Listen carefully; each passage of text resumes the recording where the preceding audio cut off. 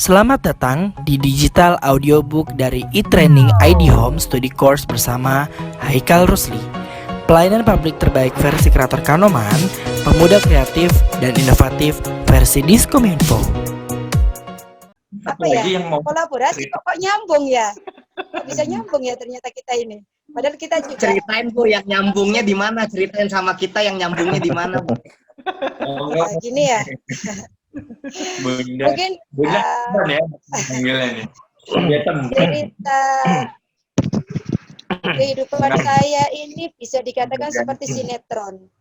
Mungkin Coach Haikal ya yang sudah baca tulisan saya yang pasti editornya.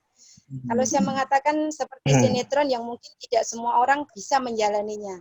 Sehingga saya bisa sampai saat ini bisa berada di titik ini menurut saya suatu keajaiban yang saya sendiri juga nggak pernah mengira, nggak pernah menyangka kalau saya bisa sampai saat ini, apalagi bisa bertemu dengan teman-teman semua yang menurut saya itu wow, keren lah, luar biasa, bisa berada di tengah-tengah teman-teman yang punya pengalaman yang dunia bisnisnya, dunia coachingnya sudah luar biasa. Itu bagi saya sebuah rezeki yang luar biasa karena saya sendiri itu seperti yang saya tulis di buku My Life Journey ya judulnya, tapi di situ ada garis besarnya, Tuhan ternyata skenario-mu begitu indah. Jadi di situ saya menceritakan perjalanan hidup saya, yang mana saya ini mungkin di sini saya paling tua ya, di antara teman-teman ini saya yang paling tua.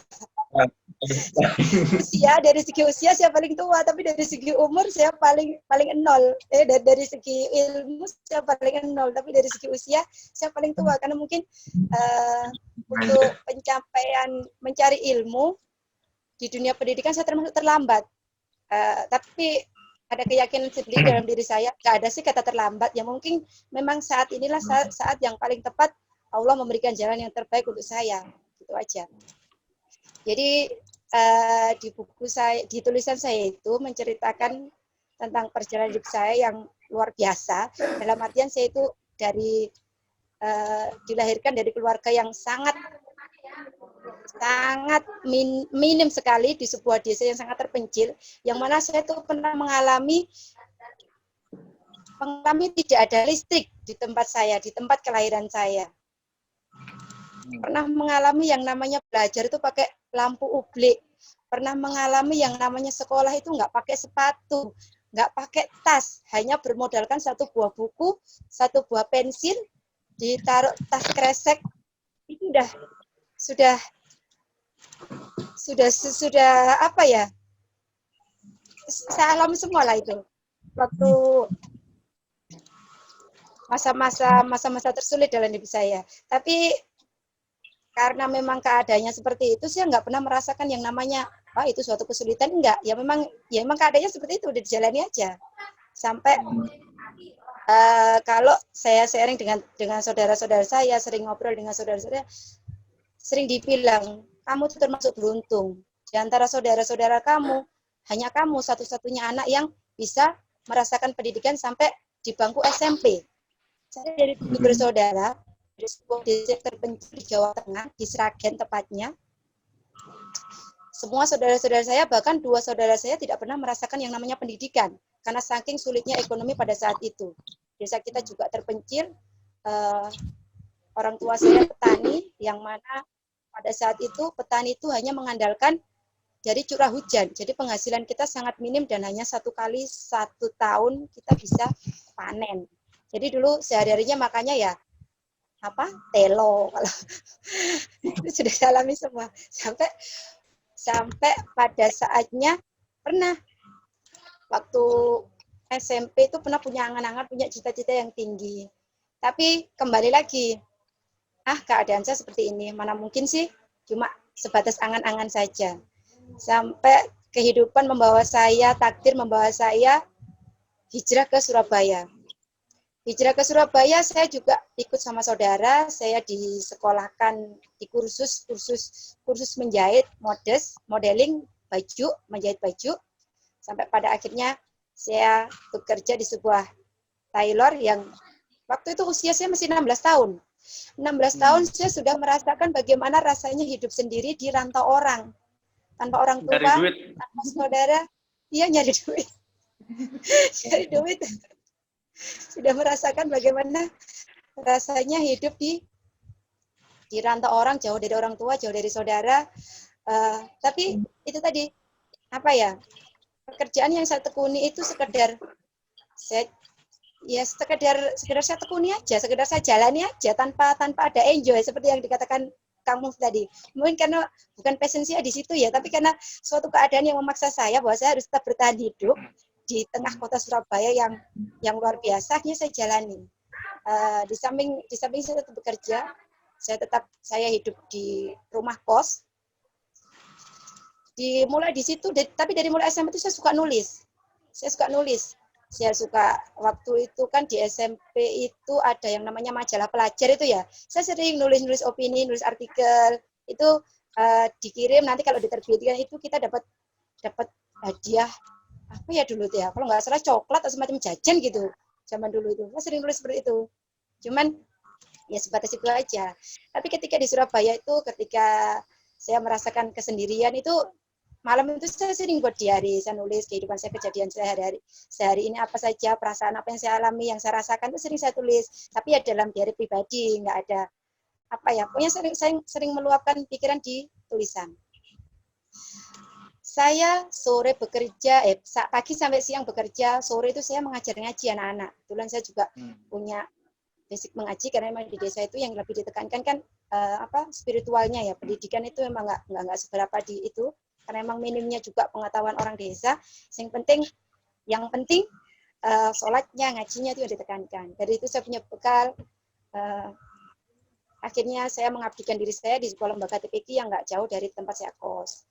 Tiap sore saya bergelut sama anak-anak kecil, itu mulai dari usia saya 19 tahun. Saya sudah bergelut dengan dunia anak kecil itu 19 tahun. Nah, jadi mereka ngaji sampai malam, sampai akhirnya saya bertemu jodoh di situ. Alhamdulillah. Bertemu jodoh di situ. Ya, umur 22 tahun saya menikah. Saya sempat, sudah mungkin ini takdir lah ya, sudah saya diterima jodoh, 22 tahun saya menikah. Akhirnya setelah menikah, tetap aktivitas seperti biasa, cuma saya sudah nggak kerja lagi. Saya tetap mengajar ngaji, dan ketika saya sudah punya anak ketiga, ketika saya punya anak ketiga, itu tiba-tiba kepala lembaga saya itu menyarankan saya, Bu, sampean sekolah. Saya disuruh untuk sekolah lagi. Saya difasilitasi beasiswa untuk ambil pendidikan guru, diploma 2 pendidikan guru Al-Quran. Saya dalam hati, ini memang keinginan saya, tapi bagaimana mungkin saya ini loh nggak punya apa-apa, dalam artian saya itu cuma sekedar lulusan SMP, mana mungkin saya kuliah. Bu, sekarang itu ada kejar paket, silahkan sampean ambil, ikut program pemerintah kota Surabaya. Ya qadarullah, pada saat itu memang pemerintah Surabaya sedang menggalakkan program kejar paket untuk peningkatan SDM-nya. Akhirnya pada saat itu saya ikut 6 bulan saya sekolah itu, jaraknya lumayan jauh dari rumah itu, ada kalau enggak 15 kilo mungkin ya, 15 kiloan. Tiap malam saya berangkat dari rumah ke tempat belajar di rumah selama 6 bulan. Itu juga perjuangan yang enggak mudah. Saya harus meninggalkan anak-anak saya setiap hari maghrib. Ya Allah, apa rencanamu di balik ini semua? Tapi saya bersyukurnya juga keluarga, suami itu mendukung dan mensupport saya. Akhirnya ya saya jalani aja itu selama 6 bulan sampai akhirnya tibalah waktu ujian. Ujian juga gitu. Saya gaptek, saya nggak pernah pegang laptop, saya nggak pernah pegang komputer. Sedangkan ujian itu ujian nasional berbasis komputer. Saya bingung. Ini apa? Akhirnya waktu simulasi diajarkan, oh ternyata gampang ya, ternyata saya bisa. Ternyata apapun yang kita pelajari, selama kita ada kemauan itu ternyata bisa. Akhirnya pada saat itulah pertama kali saya mengoperasikan komputer ya pada saat itu. Akhirnya dari itu saya terus ada motivasi untuk belajar sampai itu lulus. Setelah itu lulus saya langsung daftar di sebuah fakultas keguruan. Saya 2 tahun dibiayai free tanpa bayar apapun sampai akhirnya sampai saya lulus, sampai saya wisuda. Nah, sebelum saya wisuda, di semester kedua itu saya ditawari lagi. Waktu itu saya disuruh membantu mengajar di sekolah yang dikelola oleh teman saya. Bu, ayo bantu aku. Kok kenapa saya? Ya karena nggak tahu. Saya serak aja dengan sampean. Ayo bantu saya ngajar di TK. Akhirnya saya terjun ke TK. 6 bulan saya ngajar di TK, saya ditawari lagi, Bu, ada beasiswa, ayo sekolah, ayo ambil S1 PGTK. Hah? Saya antara percaya dan nggak percaya. Ini yang D2 ini aja saya belum lulus, saya harus ambil lagi S1. Akhirnya saya diskusi dengan suami, nggak apa-apa, ini kesempatan buat kamu, ambil. Akhirnya saya ambil kedua-duanya. Jadi setiap yang D2 itu kan saya sekolahnya cuma Sabtu Minggu. Jadi Sabtu Minggu full saya diambil yang D2, Senin sampai Jumat saya ambil yang S1 PGTK-nya. Dan alhamdulillah semuanya berjalan lancar sampai saat ini. Dan amin. Berjalan lancar sampai saat ini. Itu kalau bukan, ini kan apa ya, sesuatu yang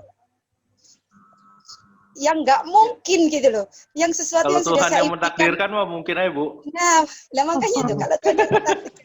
Dalam tulisan saya Kalau Tuhan itu yang kalau mentakdirkan udah mungkin aja udah. Kalau Tuhan yang mentakdirkan udah, ya itu makanya itu. Tapi saya itu mikir impian saya, ya Allah, ternyata Allah itu memberi pada saat yang tepat, pada saat yang pas. Coba kalau dulu pernah mau ikut sekolah kejar paket di saat saya belum menikah, ternyata saya nggak kuat dalam artian saya harus mikir biayanya, saya harus mikir waktu dan tenaga saya. Tapi kalau ketika saya sudah menikah, sudah membiayai, sudah ada yang membantu saya menjaga anak-anak saya, semuanya lebih ringan, lebih enjoy. Dan ya mungkin saat inilah saat yang paling tepat Allah mengabulkan semua doa-doa saya. Itu suatu perjalanan yang menurut saya intinya di situ saya berbagi, tetap jaga pikiran positif kita, tetap jaga janganlah kita menyalahkan takdir, menyalahkan kehendak Tuhan, karena memang kita nggak tahu apa sih rahasia di balik skenario-nya yang telah disiapkan untuk kita, itu kita nggak pernah tahu. Yang penting kita, tapi kan Allah itu berada di balik prasangka kita, makanya itu kita jaga benar-benar prasangka kita, benar-benar perasaan kita ketika kita ada kejadian apa, itu kita benar-benar bisa menjaga. Sebenarnya saya membangun mindset ini juga nggak mudah. Saya itu orang yang dari dulu sangat minim sekali percaya diri. Saya nggak punya rasa percaya diri sama sekali. Makanya ketika tadi saya mendengarkan teman-teman yang pengalamannya luar biasa, itu saya ini nggak ada apa-apanya. Gitu. Cuman ketika saya berani bangkit itu ketika pertama saya kenal masuk di kelas PPA. Mungkin ada yang kenal di sini ya, PPA, Pola Pertolongan Allah. Kelasnya Kang Randy. Iya, kelasnya Kang Randy. Setelah itu saya ikut kelasnya Ustadz Nasrullah, Magnet Rezeki. Terus pokoknya saya ikuti kelas-kelas pengembangan diri seperti itu yang pada akhirnya tumbuh pelan-pelan, kepercayaan diri saya itu tumbuh. Dan ternyata setelah saya bergaul dengan banyak orang, ternyata setelah saya pelajari itu, oh ternyata semua orang itu sama kok. Semua itu sama. Semua itu ada kurang dan lebihnya. Jadi buat apa kita minder? Buat apa kita nggak percaya diri? Jadi mindset saya yang itu sudah saya buang jauh-jauh. Kembali saya bangun mindset yang lebih positif mulai saat ini.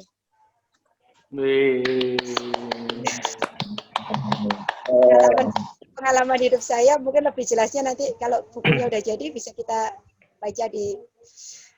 Untuk info seminar dan training tentang Haikal Rusli, klik di www.haikalrusli.com atau hubungi di 0895 0633 8444.